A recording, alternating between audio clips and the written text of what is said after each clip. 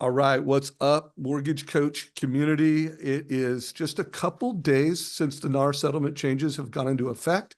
I am recording this on Wednesday, August 21st, and we are interviewing James Dwiggins, one of the, just the top leaders of a real estate platform that has over 6,000 agents, over 600 offices, one of the top 50 real estate platforms in the country, doing over $12 billion in annual production. He is the co-founder and chief executive officer of NextHome. And he's really got his pulse on the market of what's happening. He's also got an incredible vision for where the puck is going. He is a technology entrepreneur that has a pretty spectacular tech platform that he's also a co-founder of. And he's got a badass podcast. So we'll tell you how to follow him on that. So James, this is the second time you've been on the show, and I'm pumped, man. Yeah, I'm excited to be back. I mean, hell, it's a few days after the 17th and the world hasn't ended yet so far. So Yeah, so far, well, I'm yeah. looking forward to hearing what it's like to be a guy running a top real estate platform with 6,000 agents, and just what does your inbox look like? What I don't know, you're probably not going to tell us everything, but I want to hear how are things going for you? Yeah, I mean, so it's for us, it's less about my people because we retrained them in September, even a month before the verdict happened, because we just knew what was going to occur and we wanted to get them trained up on these new processes. So, my people are good. The companies that have trained properly are fine. It's the everybody else is the issue. So I would tell you that there's still a lot of confusion. I think a lot of smaller independent operations, I mean, there's still people that didn't even know about the 17th. It's not a majority, it's a small percentage, but there are people that aren't aware that you couldn't do compensation in the MLS. There are people that aren't aware that there's changes coming. There are people that don't understand when, sellers aren't offering compensation in advance. They're confused. So there is that. I think it's early. I think there's a lot of people who are nervous about this new process, and there's also a lot of people that are trying to live in the past. And I think there's going to be some challenges ahead for our industry until we get everyone sort of moving towards where the puck is going to be. And certainly there's been some interviews with the lawyers that have sued everybody over the past 2 days. Both Michael Ketchmark came out with an interview a few days ago on Inman explaining what he's going to likely do with further litigation. And then one this morning from Douglas Miller, who's one of the behind the scenes lawyers who was one of the main people involved in the Morrell case in Illinois. They're very clear about what they want. Whether anybody agrees or disagrees is somewhat irrelevant because they can sue for anything and they will continue to do so. But I do believe that we'll get there. I just think it's going to be bumpy along the way until everyone starts to realize that, you're going to be able to get paid. There's a process for it. I'll cover some of that in our talk today, but it's going to be bumpy. And I think there's a lot of work for the lending industry to do with the agent community. And we'll talk about that a little bit, but it's bumpy, but we're going to be fine long term. So Good. Well, I want to test some thoughts I have, because I'm always trying to help our community of mortgage lenders that aren't loan officers. They're data-driven mortgage advisors that really create more value for consumers in a way that creates more value for realtors. And I want to give us a competitive advantage. So I've done a couple really incredible interviews. I mean, your interview probably a month ago was amazing. I interviewed Ken DeLeon, who, just looking at his production and knowing his model, he's got to be, if not the biggest buyer agent in America, one of the biggest buyer agents in America. mhm. And he came to a conclusion that there's going to be a whole lot more open houses. And Tom Ferry also agreed with that. I interviewed him last week. What's your thought on that? Is it time to really get your open house game on and do more open houses? Any Yeah, I opinions mean, on that? I don't think there was any reason not to do open houses. But should there be more Yeah, intention sure. and more execution around that? Yeah, I mean, look, if the point that they're making, I didn't listen to either one of those podcasts, is there's going to be more dual agency. I do agree that there will be in the short term, but I do think that's a flawed philosophy long term. The reason I say that is currently right now, 9 states ban dual agency. For everybody to understand, just for clarity, same agent representing both sides of the deal.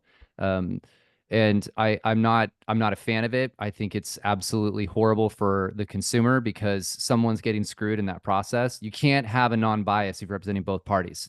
It's impossible. You know what the seller wants, you know what the buyer wants. You benefit from getting both people to work together in your monetization. 9 states currently ban it. I happen to know that there's lots of states working on banning it as well. And I think long term, you'll see this become a hot topic between the Department of Justice, plaintiffs' lawyers as well. Like I said, they're not done suing. There's a lot more stuff coming. And I think you're going to see dual agency be a hot topic. Long term, I think you'll see it be banned across all 50 states. That being said, short term, listing agents who want to pick up more deals, yeah, it's a smart tactic. Do more open houses, get more people in the door.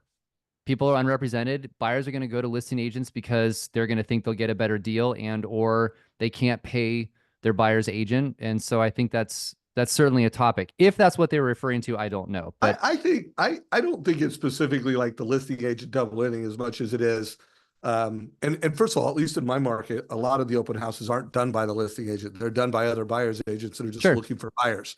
sure. So I think the point I've pulled from it is there's going to be people before they sign a buyer agent agreement that want to go to open houses and Of get course. smarter. There's going to be a bigger digestive process of getting smarter, which means more people are going to go to an open house before they do it. So make I sure you don't have a disagree with strategy you. to scale it. I think listing agents will also use that as a way to double in more deals as well. Some will. Yeah, you're right. Sure. And to Yeah. your point, it'll be banned. I Yeah. think ultimately you'll just find listing agents that have buyer's agents, but we'll see how it all plays out. What about when you and I talked last, at least I came away from the conversation we had and other conversations, is that at some point, the majority of all offers are going to be written where the seller or the buyer is blind to whether the agent, whether the seller is going to pay commission or not.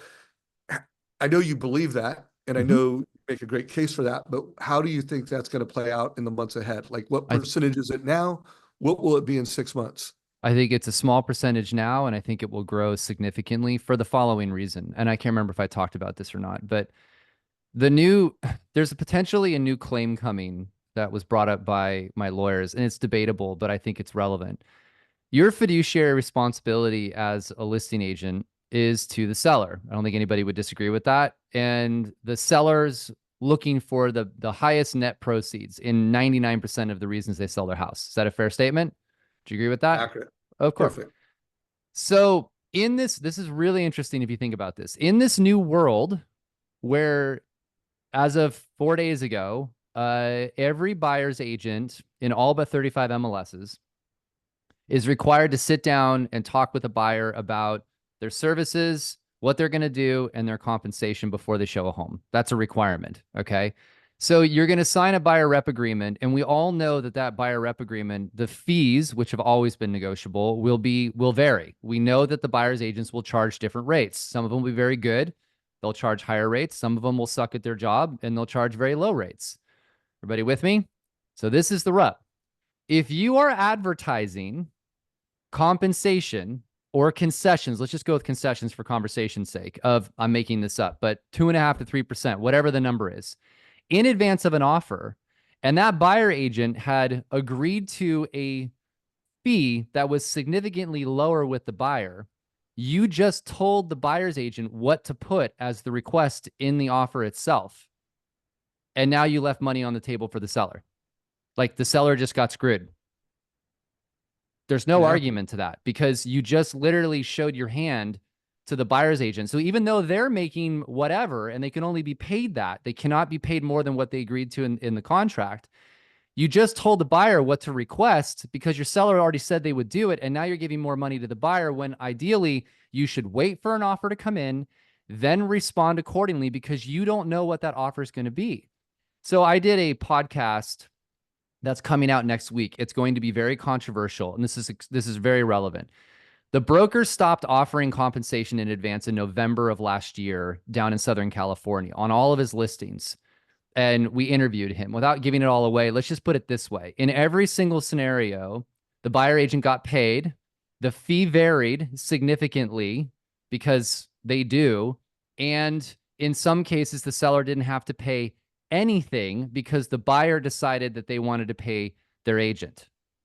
So I would argue that long term, there's no reason to offer compensation in advance. Maybe in a buyer's market, Maybe in a buyer's market where there's, 700 homes for sale and there's 15 buyers, and you want to incentivize the buyer to write an offer on your home. You want to give them lots of reasons to buy your house. I'll go with that. But outside of that, to me, this is so basic. Sellers willing to entertain any and all requests, put it in your offer. That's it. And so then you're having the buyer's agent just put what's needed in the offer to get the property purchased. It becomes a negotiation and we move forward. I believe long-term, that is where we'll go. And long-term, I'm going 24 to 36 months. I think there'll be a lot of nonsense until we get there. And where I think you'll see a class action ensue is sellers will feel they got wronged or harmed by agents offering compensation in advance.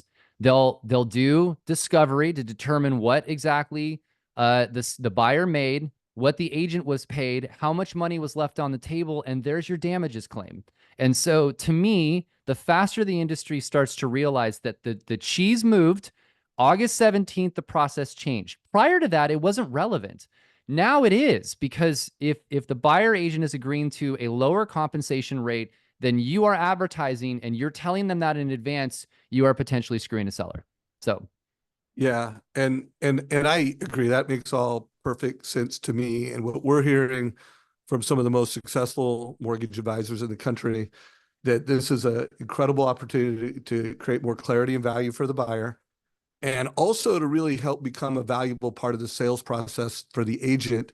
agreed. And one of the things that mortgage coaches, people that use our software, are doing is like, hey, column A is the seller pays the comp, and my compensation. Column B is you have to adjust your down payment to pay for it. Column C is we need to actually raise the purchase price to cover it. Correct. And column C is you're just going to have to pay And it. concessions. That way, yeah, and that concessions. Way, yep. and concessions. And that way, the buyer has clarity that regardless of how you're going to make an offer, regardless of how we've got you, and 100%. now I think the loan officer delivered a real service to the buyer's agent, because they got to, they're part of the sales process of that buyer agent's They getting should be. agreement. And so to me, it's a tremendous opportunity for mortgage professionals to be more valuable to agents, to create clarity where there's confusion for consumers. What are your thoughts on that? I 100% agree. And I think this is the time where loan officers need to get on the phone, call all of their agents that they work with, and ones you don't, prospect. This is your opportunity to go create relationships. Sit down with the agent and go, we're going to come up with a strategy for every buyer you're working with on how to get them into a property and to give them the opportunity to not have to pay your fee and have the seller pay it. Here are the mechanisms to do so. This is what we can do with concession and limits on IPC. This is what we can do when the seller pays it through the closing process. This is what, like all these variables that you mentioned, there's that. But I'll go a step further, Dave. This is also an opportunity to sit down with listing agents. See, because listing agents are going to be dealing with this conversation. The seller goes, I don't want to pay any compensation to the buyer's agent. I don't want to do any of that. They can pay it themselves. And so we have to train listing agents as well to have a conversation about, look, I appreciate what you're saying, but let me counter what you need to be doing here. We're going to do the following. We're not going to advertise any compensation in advance. But what I want you to do, Mr. and Mrs. Seller, is be open to any and all requests. My job is I want to get as many offers in as possible, and then we're going to counter those offers with what we want to do. And this is the most important part. Whether you pay compensation is somewhat irrelevant. And let me give you two examples, Mr. and Mrs. Seller. The first one is, let's say we got an offer all cash at asking, and they paid their buyer's agent as part of the process. Is that a great offer? Would you want that? And they'll go, yeah. Okay. But let me just give you the other side of it. What if there was another offer that was $75,000 over asking, and they're asking you to pay the buyer's agent's commission, but you netted $50,000 more? Is that a better offer? Yeah. Okay. So my point here is the loan officers need to be sitting down and working with the listing agents on scripting as well, so they understand how that they can help the seller get the highest price possible and overcome some of those objections. So it's both sides. It's the buy side conversation and the list side conversation.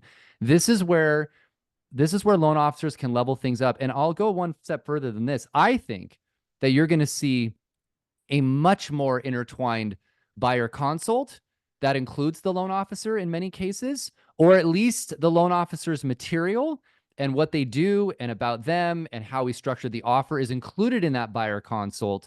The same thing that like in our organization, we're instructing our agents to do that. But number two is just another example of we're having the same thing happen on the insurance side. We're telling agents to meet with your insurance agent ahead of time to determine what the cost is for insurance on that property, or even if you can get that property insured, because that will obviously vary on whether the buyer can afford the property. So to me, the future is buyer agent, loan officer, insurance agent in some sort of combined consult in the experience, which just, by the way, all that does is increase your value. It just makes the agent look better by having more people with more specialty involved in that process. I want everybody to write down the word combined value, and I want you to also write down, I love the book that 10X is easier than 2X. And for every mortgage professional, this is just an immense opportunity for you to 10X, not just 2X your value, to 10X your value to agents. So James, in a minute, I'm going to ask you a question around what else can loan officers do to be more valuable to realtors. But I want to play a 1-minute clip from an interview I did with a top producer. This is a guy who's become the #1 market leader in Columbus, Ohio. He's already done 200 loans this year. What's more impressive is the 40 loan officers that he leads are averaging 6 loans per month per loan officer. And it's all powered from a simple value prop that I'm pretty sure James is going to like. I want you to hear this 1-minute value prop from Daniel Saw, and then I want to get your thoughts on it, James. The #1 value proposition to a consumer is that you help them get a house. So what is the #1 value proposition for a realtor to a consumer? Same thing. They help get a house. And so to us, right, when it comes to the value proposition to the realtor, how do we support realtors in helping a client get a house? And we do it by doing 2 things really well. #1, we need to get people excited about buying a home. Mortgage rates are high, home values are high. So how do you convey the opportunity as to building equity? What does it mean to be a homeowner? How does that get people excited, right? And so you got to have a process to get people excited about buying a home. And then you have to have a process on how you coach your buyers on different ways to win against multiple offer scenarios. So my value proposition to realtors right now is when they send a client over, we're going to get them super excited about buying a home, and we're going to coach them on what it takes to win. And here's the deal, community. If you're just giving, here's your rate, here's your payment, here's your cash to close, and that is how you're helping realtors, it's not enough going further. You've got to give people, like I said earlier, options. Show them options, show them strategies. And actually, sorry about that. James, what are your thoughts? Like, you're talking to mortgage professionals. 1, thoughts on that, and 2, like, pile on. Like, what are other ways? I can't say anything against it. It makes logical sense. It's how do you sit down and work with the agent community on helping them, A, bring buyers into the market, help explain to them that owning real estate is the single largest generator of wealth in this country, the end. And work with them cohesively to do that. I mean, honestly, I would be doing seminars. There's no reason not to. You can do them online or you can do them in person, but do a joint seminar on how do you buy a house in this crazy, rate environment? How do you win deals in this crazy rate environment? How do you beat an all cash buyer in this crazy rate environment? Like, I would do a whole series on this stuff. And whether you're doing it online, on Zoom, whatever it might be, to me, that's exactly where we need to be as an industry. But I'll go a step further. So one of the things that, and Dave knows this, we're working very hard on helping agents articulate value, is showing the consumer everything that is involved in a real estate transaction, like the work that the agent does. So they go, why are you charging as much as you do? And you go, well, here's the 190 things we're going to have to go through over the course of 65 days. It's a pain in the ass, and this is what can go wrong in the process. By the way, just for every loan officer listening, nobody knows what the hell you do either. They don't. They have no clue what goes on. They think you enter some stuff in a system and a bank spins out some numbers, and then you put it through the system and you get paid a bunch of money as well. I hate to tell you that, but that's what consumers think, which is why they just shop rate, because they think you don't do anything. I would go a step further, Dave, and say, explain to them the loan process too. Get specific. work with the realtor and go, here's all the work the realtor has to do. Here's all the work the loan officer has to do. Anything goes wrong in this process, we don't get your loan closed, underwriting won't accept it. Like the list goes on. And we have to articulate value exceptionally well in a world where everybody says you can do everything online and you don't need to pay somebody else to do it, that you can AI this crap and AI that crap. Like the reality is, I think loan officers and agents can do a much more combined presentation of articulating that, show your experience, show how many people you've helped, why it's important to use the right loan officer. And that is, again, to reinforce what he was saying, is how you're going to get people excited and also want to work with you, and more importantly, pay the fees that you charge. So Love that. What are some other things, just strategies that loan officers can do to support agents? I got a couple more ideas, but anything else come to mind for you? I mean, to me right now, it boils down to those few things. I think in the current state of where agents are, the only thing, and this is just, I would leave with this one concept. They don't know how to get, they don't know two things. Number one is how to get paid if the seller's not offering compensation. So you need to work with them on that. The buyer doesn't know how to get their agent paid if the seller's not offering compensation. So you have to come up with strategies there. And I think the most important thing today, and you could ask me this question 60 days from now, and it will be different, is to get your butts on the phone and call every freaking agent you know and say, I'd love to sit down with you and go over a strategy on how to make sure your buyer gets into the home, how they're not having to pay your fee, how you get paid, and how to structure offers so that they get accepted. That's the pitch, the end. That should be the only thing you're doing the next 30 to 45 days, is calling every realtor and saying, let me take you to coffee and show you what we can do together. They're not going to not take the meeting with you. At least the top producers will probably have this figured out because they've got a great relationship with a loan officer, but everybody else, in the 90%, they don't have the slightest clue what they're doing right now. And this is a huge recruitment opportunity for you to bring more clients into your business and your book. So I interviewed Tina Bellevue, who's a top agent in the Baltimore market. And she's like, loan officers are not coming to me and showing me, like, she goes, I know rates are down. I know some program stuff, but no one's showing me how I'm going to get paid as a buyer's agent. And so I would make the case, just like, guys, there's a lot of realtors that didn't even know, what was happening on the date. So don't assume they really know, like the strategy I showed you. Get out there. Not only should you be doing co-webinars with them, with home buyers, because they're confused as well. Heck, in America, people think they need to put 20% down to get a home. Like that is at true also. scale, America does not realize that you can get 5% can buy a home at scale. America doesn't understand how FICO score is going to impact their life. America doesn't know at scale how the wealth gap in America is basically who owns a home and who rents a home. So guys, education is key. And James, I see you nodding your head. Also, I interviewed a top producer, Kelly Zitlow, yesterday on this channel, and she said that she has a YouTube channel, and she's going to create a PSA for both real estate agents and buyers on how to know before you make an offer. Like, what are your thoughts on that? Should we be creating videos? And what are give me a list of the 5 videos that every loan officer should make right now. Yeah, well, so couple things on that. Number one is to her comment, the agent is part of their fiduciary duty is to explain to a buyer that whether there's a compensation being offered in advance or of an offer or not. That's part of the requirement. Also, their fiduciary obligation is to tell the buyer that shouldn't deter you from looking at the property or writing an offer on the house, because there's many different mechanisms for how we can get your offer accepted and also have you not pay the buyer agent's compensation. Look, there's so much confusion around this. Let me just boil this down, Dave.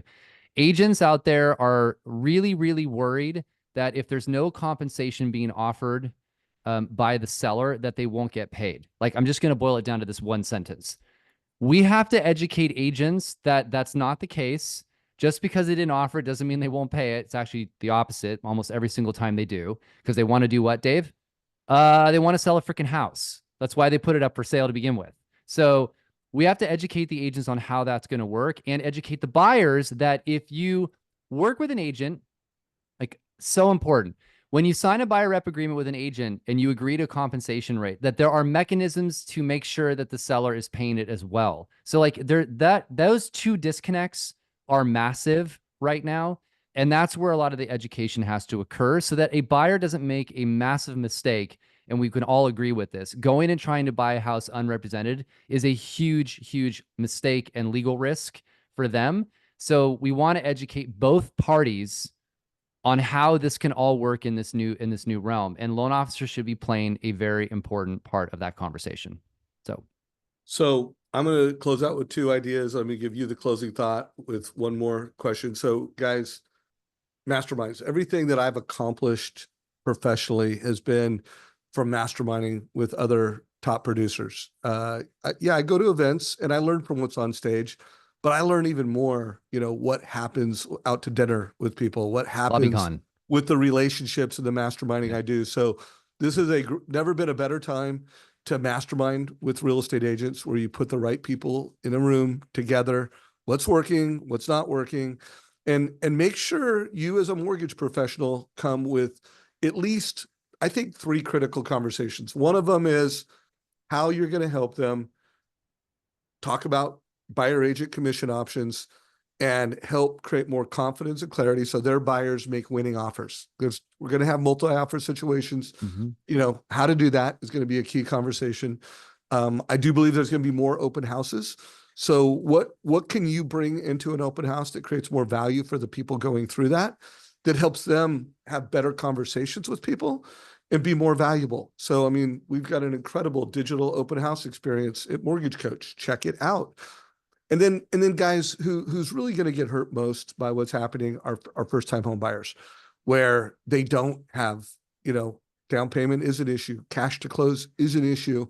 And the more you can get them excited about homeownership and understanding that the wealth gap in America is owning versus renting, and the more excited they can be about getting into homeownership and what that's going to mean to them, not like 5 years from now, 10 years from now, the more excited you can get them, the more they can figure out how to make a winning offer on a home. James, any thoughts on that? And then any other ideas you want to add? I agree with everything you said. It's what I would have given as an answer, so I won't repeat it because I think that's all dead on accurate. I'll add a 4th comment, which would be simply this. If you all love this industry as much as I believe you do and as much as I do, then you also have a responsibility to speak up. And that means that when you're talking about first-time homebuyers or veterans or others who want to be able to generate wealth through owning real estate, who are going to be disadvantaged in a multi-offer situation, I've had multiple conversations with high-ranking officials across the U.S. and advocates who work on housing policy. And I can tell you that without this being a front and center issue about how we are disadvantaging a class of people who will succeed in life by owning real estate in a world where we have a lot less inventory than we should for housing, if it's not made a front and center issue, then it will not get addressed. It will not be looked at. Congress doesn't give a shit.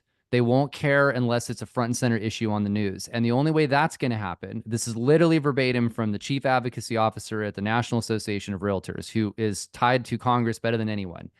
If we as an industry don't speak up and explain and show how low-income Americans, minorities, and veterans are being disadvantaged by some of these new policies, then they're going to get screwed in owning real estate. And I think it's a responsibility for every realtor, every loan officer to speak up for this group of people who we all know are going to be at a disadvantage if sellers are not willing to offer any compensation in a multi-offer situation. It's going to be a problem for them. So I would just add that we can't wait until it's a problem. We need to start speaking up about it now, and making sure that everybody hears it across the industry. Every company, every loan officer, every executive should be talking about it, because it can be fixed. Congress can make the changes. They can instruct Fannie and Freddie to make changes in the process to allow buyer agent compensation to be financed or some other mechanism, but it will not happen without a voice. That would be the only comment I'll add. So you said something. First of all, I applaud that. Thank you for that. I'm gonna drill down and think about what I can do personally, and then through the collective influence I have with Trust Engine, Mortgage Coach, and First Home IQ, what I can do to be louder on this topic, given what you just said. So thank you for that push. But here's another thing I want everybody to think. Like if you really are a client for life professional, you need to think beyond the transaction. Agreed. And you need to think beyond the transaction in ways like this. Like, let's face it, every family in America, whether they are homeowners or not, they want their kids to be homeowners. They, and we need to lean in. If it is a family that has means, it has equity, you need to speak up beyond the transaction that, hey, did you know that you can house hack and pay for college and get your kids into home ownership sooner? And it's a family that doesn't have equity and doesn't have it. There's never been more down payment assistance programs in the history of America. And and they've never been democratized better than they are. Shout out to Down Payment Resources. There's a platform where you can go, and no matter what market you're in, put in your city, there's units, and find out what's available to you. And so I want to push the industry to go beyond the transaction and help families get into homeownership faster. If you are not already following firsthomeIQ.com, it's a purpose and profits organization. So like, one, you will help get more people into homeownership through education and empowerment. And you know what? You'll sell more homes and get more loans if we go beyond the transaction and we get to parents younger. Any closing thoughts, bro? That's it. I can't advocate enough for education and collaboration right now. Pick up the phone, have the conversations, create those relationships, and together you can help the industry, be brighter in the long run. So, and thanks for having me. Yeah. So guys, make sure you check out this guy's podcast. We will put links to his podcast down below. If you're not already following this YouTube channel, Mortgage Coach YouTube channel, subscribe today so you get updates. If you are not following SavageInsights.com, go to it today, get in my mobile club. And bro, this has been an incredible conversation. Appreciate you very much, James. Thank you. As always, my friend. Appreciate it.